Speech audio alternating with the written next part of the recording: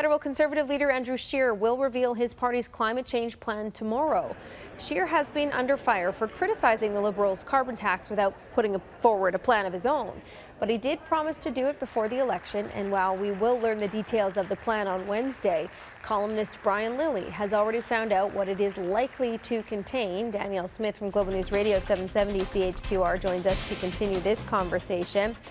Are you having him on your show this morning, Danielle? I'm having Brian Lilley on the show this morning. Yeah, so he's going to tell us how he knows what he knows. But what he's discovered is that there's really going to be three planks to the environment policy that Andrew Scheer, leader of the Conservatives, put forward. One is going to be focused around creating a clean, natural environment at home. So you'll probably see standards around air pollution, water pollution, solid waste management, maybe plastics.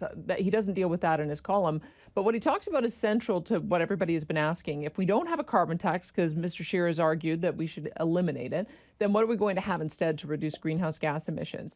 And I think he has finally gotten to the place that Canada should have always been at when we were going on to our international negotiations. We already have so many green technologies that if other jurisdictions around the world just mirrored some of the things we're already doing, it would reduce global greenhouse gas emissions. Like, consider this, we've got hydroelectric technology and hydroelectric expertise here on the basis of all of the work that's been done in Quebec, in British Columbia, in Manitoba, in Ontario. We've got nuclear technology as well. We've got nuclear in Ontario. But importantly, we also have natural gas, and natural gas is the natural transition fuel if you're going to be moving away from coal. So in combination, those technologies will be able to green grids around the world, and in particular in the high growth nations like China and India. Now, the question will be, can we convince the world to give us credit for helping China and India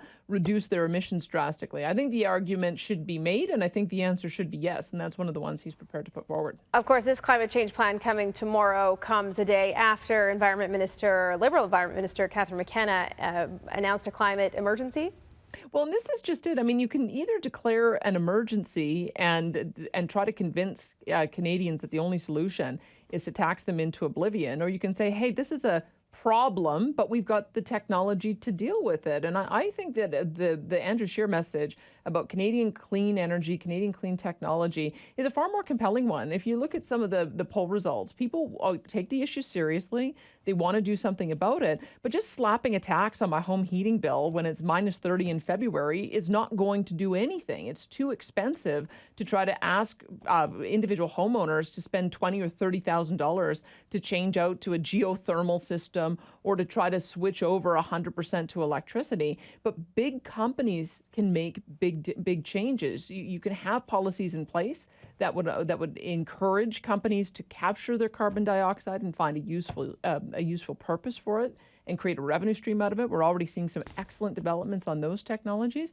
And you can also convince countries to, when they're creating their electricity systems, to make sure that they're creating them with the right elements that are greener. And so to me, that is a far more empowering vision of how you can solve this global problem. I think what the problem has been in the way our politicians have framed it in the past is they're acting as if we've got to get to zero and everybody else is prepared to keep on growing their emissions. China and India are growing at their emissions on an annual rate that extinguishes any impact Canada can make it all. So the obvious step should be, let's figure out a way to help them get greener and cleaner, and then the entire global emissions picture will change. So I think it's a really positive message. Much more on this not controversial topic at all on Danielle's show today, starting at 9:30 on Global News Radio. Thanks, Danielle. Yeah, thanks.